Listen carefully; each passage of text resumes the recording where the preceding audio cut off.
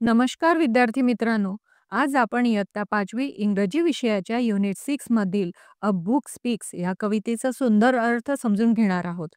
ही कविता आपल्याला पुस्तकांच्या भावना सांगते. आपण पुस्तके कशी योग्य प्रकारे वापरत नाही, त्यांची काळजी घेत नाही, हे पुस्तकाच्या दृष्टिकोनातून व्यक्त केलेले आहे. ही कविता आपल्याला पुस्तकांचे महत्त्व शिकवते आणि त्यांचा आदर कसा करावा हे समजवते. व्हिडिओ पूर्ण पहा आणि लाईक, शेअर आणि चॅनलला सबस्क्राईब करायला विसरू नका. चला तर मग सुरुवात करूया. आधी आपण पोएम रीड करूया, नंतर त्याचं एक्सप्लेनेशन बघूया.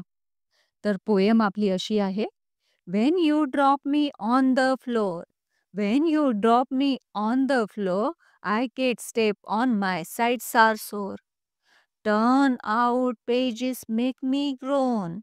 Turn out pages make me groan. I feel dizzy if I am thrown. Every mark and every stain on my covers gives me pain. Please, please don't bend me. If you do, I don't want to talk to you. But, but we will both be friends together if you protect me from the weather and keep me clean so that I look a tidy, neat and happy book. So that I look a tidy, neat and happy book. आता लाईनच्या एक्सप्लेनेशनकडे बघूया. Book इथे आपल्याशी बोलत आहे. प्रत्यक्षात तो आपल्याला काहीतरी त्याची वेदना सांगतो आहे. काय म्हणताय ते? "When you drop me on the floor, I get step on my sides are sore."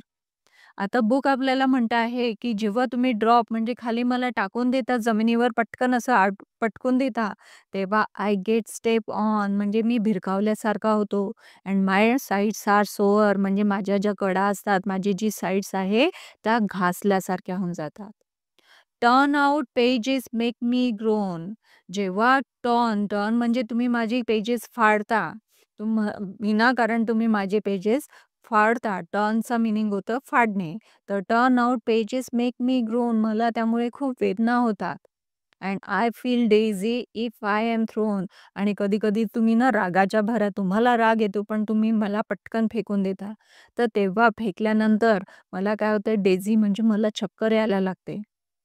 इथे बुक आपल्याला सांगत आहे, की आपण त्याच्याशी कसं वागत असतो. जरी त्याला बोलता येत नसलं, तरी तो आपल्या मनातल्या गोष्टी तो इथे आपल्याला सांगत आहे. एव्हरी मार्क अँड एव्हरी स्टेन. आता तो बुक म्हणतो, की आपण पुष्कळदा आपल्याला सवय असते. काही पेन्सिलनी, पेननी किंवा स्केच पेननी आपण रेघा ओढत राहतो किंवा कशाचे डाग पडत राहतात. तर आपण निष्काळजीपणे ते तसेच राहू देतो. तर बुक आपल्याला म्हणत आहे, एव्हरी मार्क म्हणजे तुम्ही काहीतरी त्याच्यावर साइन करता, काही मार्क करता, काही रेघोट्या ओढता. त्यामुळे आणि एव्हरी स्टेन आणि ज्या डाग माझ्यावर पडतात, on my covers give me pain. तर माझ्या कव्हरमध्ये डाग पडलेले असतात, काही रेघोट्या असतात. त्यामुळे मला खूप वेदना होतात. प्लीज डोंट बेंड मी. आता इथे बुक आपल्याला म्हणतो आहे, की बेंड मी मला असं काही फोल्ड करू नका. पुष्कळ जणांना सवय असते बुकला फोल्ड करून वाचायची. तर तो म्हणतो, की प्लीज डोंट बेंड मी. मला काही फोल्ड करू नका. If you don't do, I don't want to talk to you. जर तुम्ही मला फोल्ड करून वाचलं, तर मी तुमच्याशी कधीच बोलणार नाही. कारण की मला पण त्रास होतो ना. कारण कोणी तुमचा हात पिरगडला किंवा तुम्हाला हात मोडला किंवा पायाला लचका पडला, तर तुम्हाला वेदना होतात ना, तर मला पण तशा वेदना होतात. म्हणून तुम्ही मला फोल्ड करू नका. आता तो म्हणतो आहे आपल्याला, "but we will both be friends together." पण आपण एकत्र फ्रेंड्स होऊ शकतो. केव्हा आपली फ्रेंडशिप होऊ शकते? If you protect me from the weather. Weather म्हणजे जेव्हा ऊन, पाऊस यामुळे काय होते, की पुस्तकं खराब होतात. कधी-कधी तुम्ही ऑब्झर्व्ह केलं असेल, पावसाळ्यामध्ये पाण्याने ओलं झालं असेल, तर ते बुक खराब व्हायला लागते किंवा उन्हामुळे ते पेजेस काहूर यायला लागतात. तर त्यामुळे तो म्हणतो, "जर तुम्ही माझं वेदरपासून संरक्षण केलं, तर आपण फ्रेंड्स होऊ शकतो. And keep me clean so that I look." आणि तुम्ही नेहमी मला क्लीन ठेवा. तर क्लीन ठेवल्याने काय होईल, मी कसा दिसेल, टायडी म्हणजे मी स्वच्छ दिसेल, नीटनेटका दिसेल आणि मी नेहमी आनंदी राहील. मी आनंदी राहिलं, की मी तुम्हाला पण हेल्प करणार, तुमचं नॉलेजसुद्धा वाढवणार. तर इथे बुक आपल्याशी बोलतं आहे आणि ती बुक आपली वेदना सांगतो आहे. तर आता त्यावरून आपल्या लक्षात आलं आहे, की आपण यानंतर बुक रीड करताना किंवा वाचताना आपण कशाप्रकारे ते हाताळलं पाहिजे. तर आवडली की नाही तुम्हाला कविता?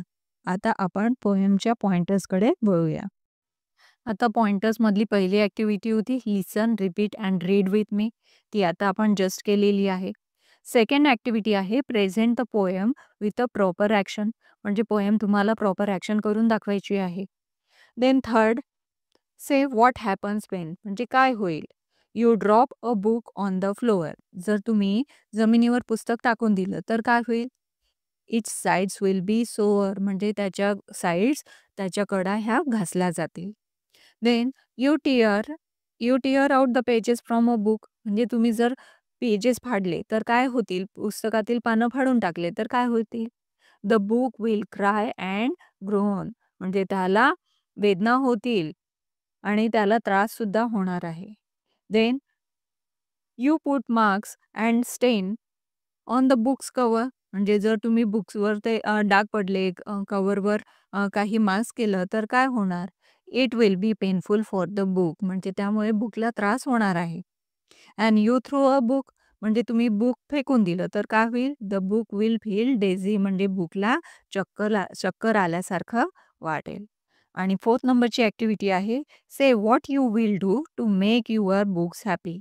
आता तुम्ही तुमच्या बुक्सला हॅपी करण्यासाठी, आनंद ठेवण्यासाठी तुम्ही काय कराल? तर आपण काय-काय करू शकतो? I will take care of it. आपण पुस्तकांची काळजी घेतली पाहिजे. I will use it sensibly म्हणजे मी व्यवस्थितपणे ते हाताळणार.